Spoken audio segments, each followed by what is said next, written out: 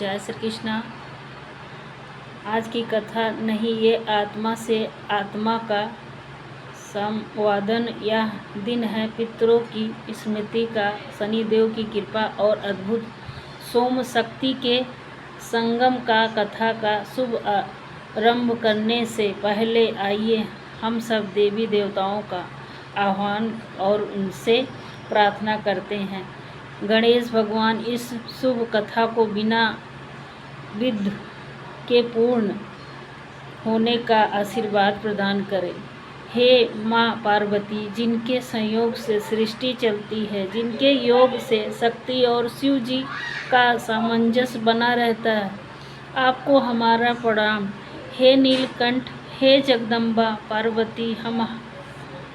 पार्वती, आप हमें संयम, करुणा और चेतना प्रदान करें कि हम इस कथा को धैर्य और श्रद्धा के साथ श्रवण कर सकें। कर्म फल प्रदान और न्यायकर्ता आपका स्मरण जीवन के अंधकार को प्रकाश में बदल देता है। हे शनि देव, कृपा करें कि हमारे दोष शांत हों और हम अपने कर्मों में स्थिर और सच्चे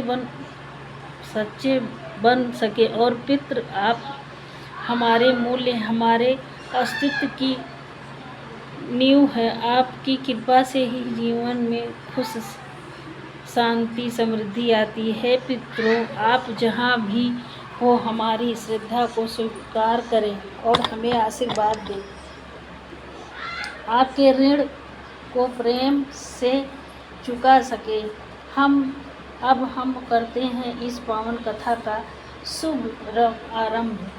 श्रवण कीजिए पूर्ण श्रद्धा और स्मरण के साथ। सोमवती अमावस्या के दिन सुहागिन महिलाएं भगवान शिव की पूजा करके अखंड सौभाग्य की कामना करती हैं और सोमवती देवी से आशीर्वाद मांगती हैं कि जैसे उनका सुहाग अखंडित रहा, वैसे ही उनका भी सौभाग्य और सुहाग बना रहे। और इस अमावस्या के दिन सुहागिन महिलाएं पूजा करने के बाद जो व्रत कथा सुनती है, वह पढ़ती है, वह इस प्रकार है। पौराणिक कथाओं के अनुसार यह साहूकार के 7 बेटे और एक बेटी थी, जिनके घर में अक्सर वह ब्राह्मण भिक्षा मांगने आया था। तब भी साहूकार की बेटी भिक्षा लेकर आती तो वह ब्राह्मण भिक्षा लेने से मना कर दिया करता और कहता कि तुम्हारे भाग्य में सौभाग्य नहीं, वैधव्य लिखा है। यह सुनकर साहूकार की बेटी बहुत दुखी हो जाती। कई बार ऐसे ही होता रहा। तब एक दिन साहूकार की बेटी ने अपनी माँ को सारी बात बता दी कि वैसे एक ब्राह्मण भिक्षा मांगने आता और उससे भिक्षा लेने से मना कर देता। साहूकार की पत्नी ने अपनी बेटी से कहा कि अगली बार जब वह भिक्षुक आए तो मुझे बताना। फिर एक दिन वह भिक्षुक द्वार पर आया। उस समय साहूकार की पत्नी दरवाजे से पीछे छुपकर सारी बात सुनने लगी। वही हुआ जैसे हमेशा होता था। भिक्षुक ने साहूकार की बेटी से भिक्षा लेने से मना कर दिया और कहने लगा कि तुम्हारे भाग्य में सुहाग नहीं, विधवा होना लिखा है। इस बात को सुनकर साहूकार की पत्नी दरवाजे के आड़ से बाहर आकर भिक्षुक से कहने लगी कि एक तो हम शिक्षा दे रहे हैं, ऊपर से आप हमें अशुभ बातें बता रहे हैं। ब्राह्मण ने कहा कि मैं तो कुछ भी कह रहा हूँ वह सच है। आपकी बेटी के भाग्य में ऐसे ही लिखा है। जब विवाह के समय आपकी बेटी फेरे ले रही होगी तो उसी समय सांप आकर उसके पति को काट लेगा और वह विधवा हो जाएगी। ब्राह्मण की ऐसी बातें सुनकर साहूकार की पत्नी दुखी हुई, लेकिन फिर ब्राह्मण से बोली कि अगर आपको यह पता है कि यह विधवा होगी तो आपको यह भी पता हो सकता है कि फिर उसके सुहाग की रक्षा कैसे हो सकती है। साहूकार की पत्नी के ऐसे पूछने पर ब्राह्मण ने कहा कि यह से बहुत दूर पर एक गांव है जहां पर एक सोना धोबन रहती है। वह हर सोमवती अमावस्या को व्रत रखती है। इससे उसका सुहाग अटल है। अगर वह आकर अपना सुहाग आपकी बेटी को दे देती है तभी उसका विधवा टल सकता है।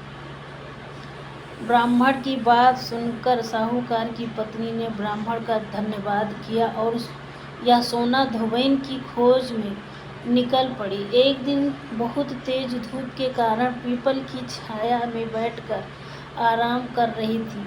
तभी उसने देखा कि एक सांप आया और उस पीपल के पेड़ पर गरुड़ के बच्चों को खाने के लिए चढ़ने लगा। साहूकार की पत्नी ने देखकर उस सांप को मार दिया और गरुड़ के बच्चों की रक्षा। इतनी ही देर में गरुड़ भी वहां आ गया और देखा कि आसपास खून ही खून फैला हुआ था। गरुड़ को लगा कि साहूकार की पत्नी ने ही उसके बच्चों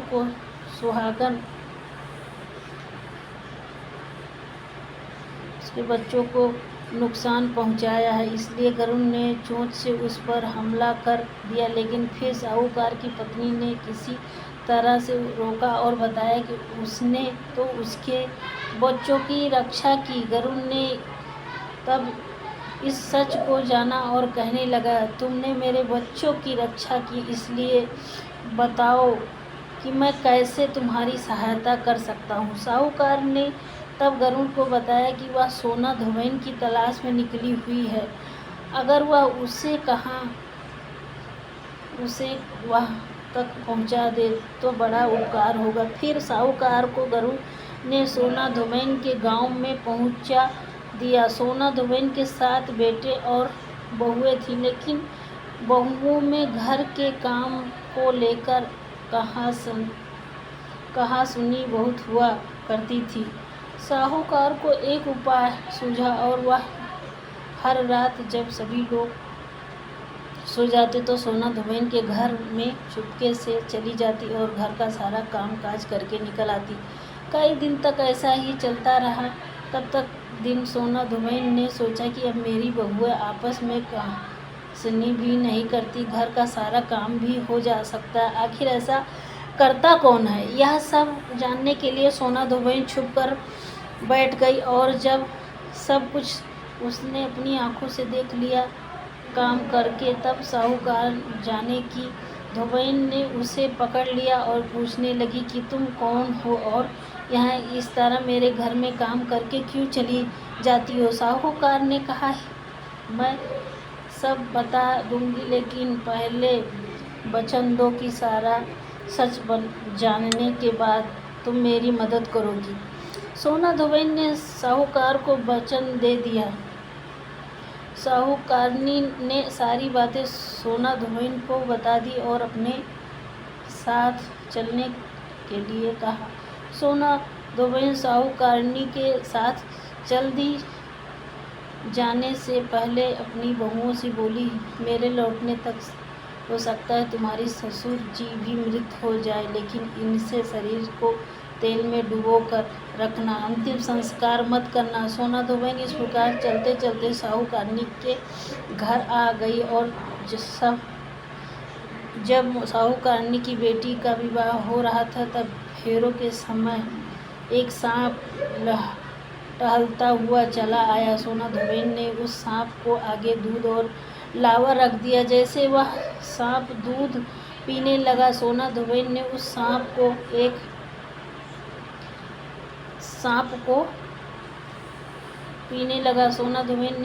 को ही एक पिटारी में बंद कर लिया और फिर साहूकारनी बेटी से कहने लगी कि अब तक मैंने जितने सोमवती अमावस्या व्रत रखा है उन फलों को साहूकारनी की बेटी को देती हूँ।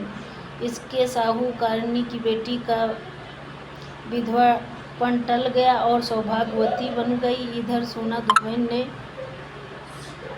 इधर सोना धोबन अपने गांव लौटते तब तक दिन रास्ते में सोमवती अमावस्या पड़ी और सोना धोबन ने